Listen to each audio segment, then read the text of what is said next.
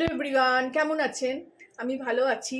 আজকে আপনাদের সঙ্গে শেয়ার করব ডাল চচ্চড়ি।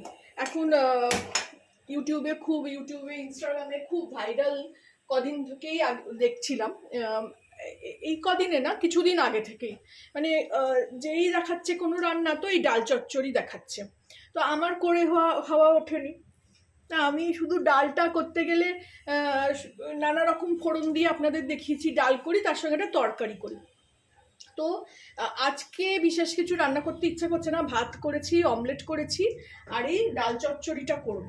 আর ডাল চচ্চড়িটা করছি বলে আপনাদের সঙ্গেও শেয়ার করছি। প্রথমে কড়াইতে 2 চামচ তেল দিয়ে দেবো। ডাল চচ্চড়িটা না অনেকেই একসঙ্গে মেখে বসিয়ে দিচ্ছে, কিন্তু আমি ওই সবসময় বলি না, দেখি সবই, কিন্তু একটু ইম্প্রোভাইজ করে করি। তো এখানে আমি আলু দেবো একটা, এই যে আলু, একটা পেঁয়াজ দেবো, একটা ছোট টমেটো দেবো, একটু রসুন কুচি দেবো। তেলটা গরম হোক।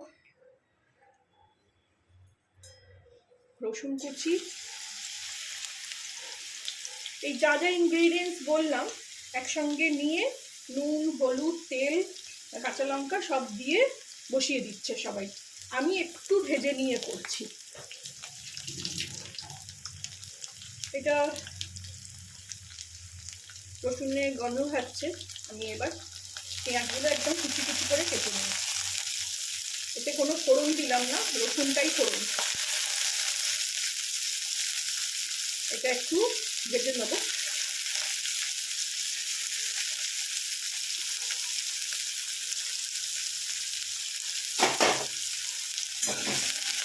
আবার একটা ট্রাইপড কেনা হলো, ট্রাইপড ছাড়া কাজ করা খুব মুশকিল।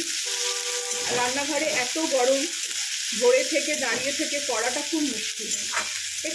এটা একটু হালকা ভাজা হোক, তারপরে আমি আবার ফিরে আসছি। দেখুন, হালকা করে ভেজে নিলাম এটা। ওটা লাল করব না। এর মধ্যে এবার একে একে জিনিসগুলো দিয়ে দেবো। মাছটা কমিয়ে দিয়েছি, আলু দেবো, একদম এরকম ধীরে ধীরে করে কেটে নিয়েছি, যেমন আলু ভাজা আলু কাটি আমরা।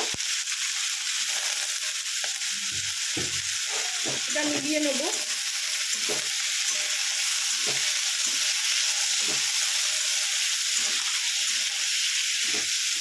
আপনাদের কাছে টাইম না থাকলে একেবারে ওরকমভাবে মেখে বসিয়ে দেবেন। আমার কাছে হাতে টাইম আছে, তাই জন্য আমি এইভাবে করছি রান্নাটা। অন্য কোনো তরকারির দরকার নেই, আলু, পেঁয়াজ, ডাল সব একসঙ্গে চলে যাবে।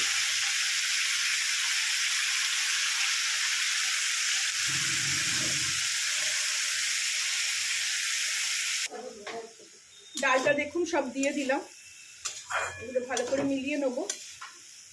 খুব ইজি রান্না, ঘরেতে কিছুই নেই, আলু পেঁয়াজ তো সবসময় থাকে, আর মুসুর ডাল তো আমাদের একটা জাতীয় খাদ্য জানো, তো মুসুর ডালও সবসময় থাকে বাড়িতে।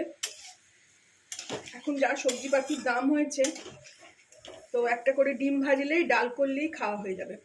তার সঙ্গে একটু টমেটো এরকম পাতলা পাতলা করেই কেটে রেখেছি, দিয়ে দিলাম। আর এর সঙ্গে গুঁড়ো মশলা মানে হলুদ আর একটু কাশ্মীরি লঙ্কার গুঁড়ো দেবো। আমি কোনো অন্য মশলা দেবো না, দিও না আমি। আমার সব রান্নায় ওই সব মশলা আমার পছন্দ না। আপনারা চাইলে দিতে পারেন, ধনে একটু, জিরে একটু দিতে পারেন। দিয়ে দিলাম একটু চিনি দেবো, খুব শর্টাং রান্না আসলেই। একটু চিনি স্বাদটাকে ব্যালেন্স করার জন্য। এটা ভালো করে নাড়িয়ে নেব, একটু কষিয়ে নেব।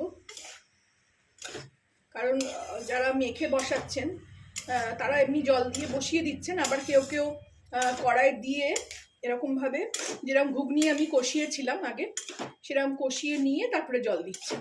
আমি একটু কষিয়ে নিয়ে ফেরত আসছি। কষিয়ে নিয়েছি, দেখুন জলটা যা ছিল সব ডাল টেনে নিল। এই সময় আমি জল দিয়ে দেবো। এই জিনিসটা একদম খুব একদম যে জলের মতন, ডাল যেমন হয় জলের মতন সেরকম হবে না, একটু চচ্চড়ি, এটা একটু মাখা মাখা হবে। কিন্তু ডালটা যেহেতু সেদ্ধ হবে ওই জন্য এতটা জল দিতে লাগলো। ডাল আছে, আলু আছে, ডাল আলু যেহেতু আছে সেহেতু একটু জল দিলাম, কারণ আজকে একটু বেশি রান্না, ছেলে এসছে আবার দুদিনের জন্য, 3 জনের রান্না হচ্ছে। এবার এতে একটু স্বাদ মতো নুন দিয়ে দেবো। ডালে সবসময় নুনটা একটু কম দেওয়াই উচিত, কারণ ডালে নুন বেশি হয়ে গেলে খাওয়া যায় না। আর এর সঙ্গে আলু আছে তো ব্যালেন্স করে দিতে হবে।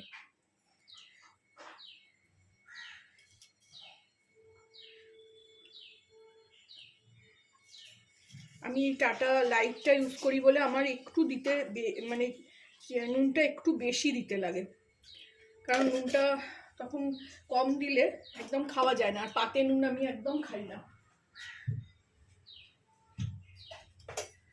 সব মিশিয়ে দিলাম, দিয়ে এবার এটাকে একটা ফুট উঠলেই ঢাকা দিয়ে দেবো।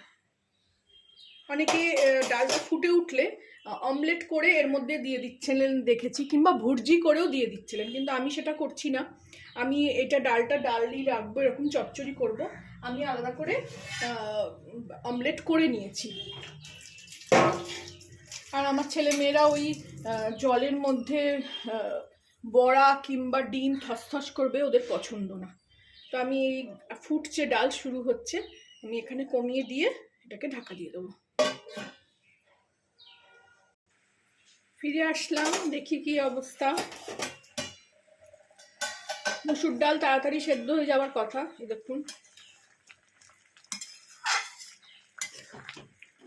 মুসুর ডাল অনেকটাই সেদ্ধ হয়ে গেছে, আলুও আশা করি সেদ্ধ হয়ে যাবে।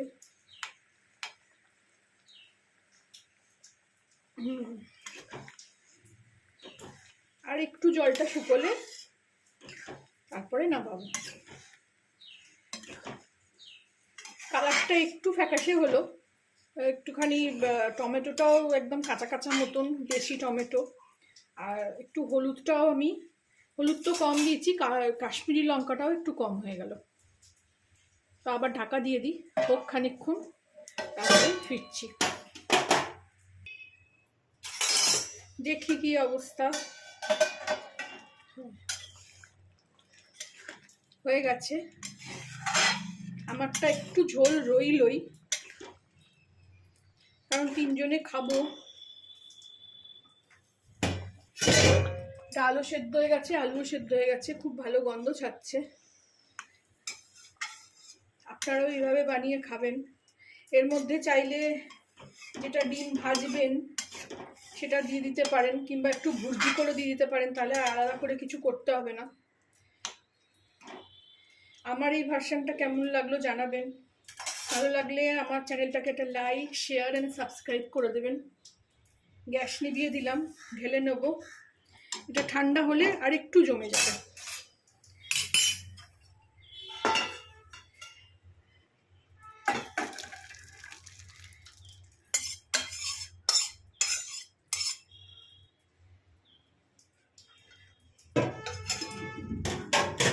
খুব সিম্পল ভাবে করলাম।